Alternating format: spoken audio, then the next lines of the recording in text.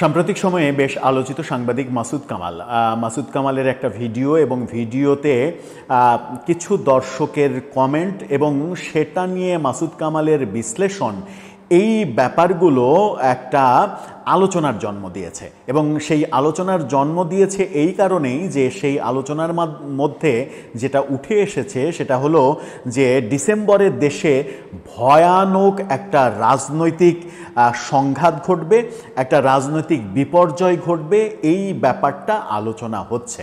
হঠাৎ করে ডিসেম্বর কেন? ঠিক ডিসেম্বরেই ভয়াবহ রাজনৈতিক সংঘাত কিংবা বিপর্যয় এগুলো ঘটবে কেন? কারা ঘটাবে? পেছনের দরজা দিয়ে কারা কোন প্ল্যান করছে? বাংলাদেশের রাজনীতি কি সত্যি সংঘাতের দিকে যাচ্ছে? যেটা আমরাও নানাভাবে বিশ্লেষণ করেছি যে আগামী নির্বাচন কেন্দ্রিক বাংলাদেশের রাজনীতি সংঘাতময় হতে পারে, কিন্তু স্পেসিফিক ডিসেম্বরে রাজনৈতিক সংঘাত তৈরি হবে, এই আলোচনাটা কেন আসলো? দৈনিক কালের কণ্ঠও এটা নিয়ে বেশ একটা ভালো রিপোর্ট করেছে। সেই রিপোর্টের আলোকেই আলোচনা করে বোঝার চেষ্টা করব যে কোন প্রেক্ষাপটে ডিসেম্বরটাকেই বেছে নেওয়া হলো এবং কোন প্রেক্ষাপটে মাসুদ কামালকে দায়ী করা হচ্ছে যে আপনার গত সরকারের যে পতনের আন্দোলন, সেই পতনের আন্দোলনের পক্ষে যে আপনি অবস্থান নিয়েছিলেন, এক বছর পরে এসে আপনি কি মনে করছেন যে আপনার সেই অবস্থানটা ঠিক ছিল? এত প্রশ্ন কেন উঠছে একটু বোঝার চেষ্টা করবো এই ভিডিওতে। থাকবেন পলিটিক্স টিভির নিয়মিত আয়োজনে।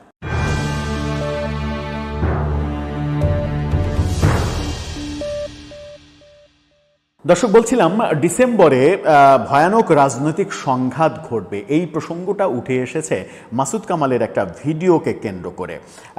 সেই একটা ভিডিওতে মাসুদ কামালের ইউটিউব চ্যানেল কথা, সেখানে একটা ভিডিওতে একজন মন্তব্য করেছেন মোহাম্মদ ইউসুফ, তিনি মন্তব্য করেছেন এরকম একটা মন্তব্য। মাসুদ কামাল এই দর্শকের মন্তব্যের আবার ব্যাখ্যাও দিয়েছেন। মোহাম্মদ ইউসুফ নামের ওই দর্শক লিখেছেন, আমার মনে হয় সহসাই নির্বাচন হচ্ছে না, কেন জানি মনে হচ্ছে ডিসেম্বরে দেশে ভয়ানক রাজনৈতিক সংঘাত ঘটবে। দর্শকের কথা শিরোনামে অনুষ্ঠানে মোহাম্মদ ইউসুফের ওই মন্তব্যের ব্যাখ্যায় মাসুদ কামাল বলেছেন, ইউসুফ সাহেবের কেন মনে হচ্ছে আমি বুঝতে পারছি না, এই ধরনের কথা আমি কিন্তু আরও অনেকের মুখে শুনেছি।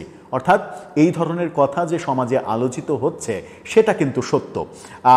তারা মনে করছেন যে হয়তো ইউনূস সরকার শেষ পর্যন্ত নির্বাচন অনুষ্ঠানের সুযোগ নাও পেতে পারেন। কেন পাবেন না? কি ঘটবে? ডিসেম্বরে কি সরকার পরিবর্তন হবে নাকি অন্য কোনো পরিস্থিতির জন্ম নেবে? বলছেন এ ধরনের সংশয়, এ ধরনের আশঙ্কা তারা কেন করছেন, তারা কিছু ব্যাখ্যা আমাকে দিয়েছেন, কিন্তু এই ব্যাখ্যাগুলো আমি প্রকাশ্যে বলতে চাই না। অর্থাৎ ব্যাখ্যার মধ্যে কিছু সেন্সিটিভ ব্যাপার রয়েছে। রাজনৈতিক অঙ্গনে সেন্সিটিভ ব্যাপার তো অনেকেই থাকতে পারে, যে সেন্সিটিভ ব্যাপারগুলো আসলে যারা বুদ্ধিমান মানুষ, সচেতন মানুষ, তারা উগলে দেন না। মাসুদ কামাল তো ওই ধরনের ইউটিউবার না যে সকল ইউটিউবাররা বিদেশে বসে থেকে অন্যের বউয়ের পরকিয়া কিংবা অন্যের বউয়ের টেলিফোন আলাপ কিংবা অশ্লীল ভাষায় কার পেছনে কে কি দেবে, কার পেছনে কে কি ঢোকাবে, এই ধরনের ভাষা ব্যবহার করে পর্যালোচনার নামে এক ধরনের কি বলবো নীল ভিডিও জনসম্মুখে প্রকাশ করার মতো সাংবাদিক তো মাসুদ কামাল না। বাংলাদেশের অন্যতম প্রখ্যাত একজন সাংবাদিক তিনি, সুতরাং তিনি এই ব্যাপারটা এড়িয়ে গেছেন।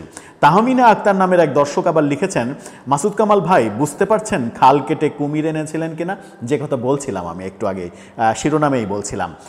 এর ব্যাখ্যায় মাসুদ কামাল বলেন, তার বক্তব্য হলো বিগত যে আওয়ামী লীগ সরকার ছিল সেই সরকারের নানা অনিয়ম নিয়ে আমি কথা বলেছি এবং তার বক্তব্য হলো যে ওই সমস্ত কারণে আওয়ামী লীগ সরকারের পতন হয়েছে, এরপর যারা এসেছেন তারা আসলে কুমিরের মতো। অর্থাৎ খাল কেটে যে কুমির আনার পদ্ধতি, সেই পদ্ধতিতে আমিও অংশগ্রহণ করেছিলাম আওয়ামী লীগের সমালোচনা করে। তারা আমাদের জন্য নানা রকমের সমস্যা করছেন। দেখুন, আপনি আগেই কিছু বলতে পারবেন না যে কোনটা কুমির আর কোনটা খাল, এটা বোঝা বড় কঠিন। তবে আমি এটুকু অন্ততপক্ষে বুঝতে পারি যে নতুন সরকার এসেছে, তারা আমাদের প্রত্যাশা মেটাতে পারেনি, এটা সত্য। মাসুদ কামাল তো আর নগ্নভাবে বলবেন না যে হ্যাঁ খাল কেটে কুমির আনা হয়েছে। তিনি সুন্দরভাবে সাবলীল ভাষায় এবং খুবই পরিশীলিত ভাষায় বোঝানোর চেষ্টা করলেন যে যারা এসেছে তারা আমাদের প্রত্যাশা পূরণ করতে পারেনি।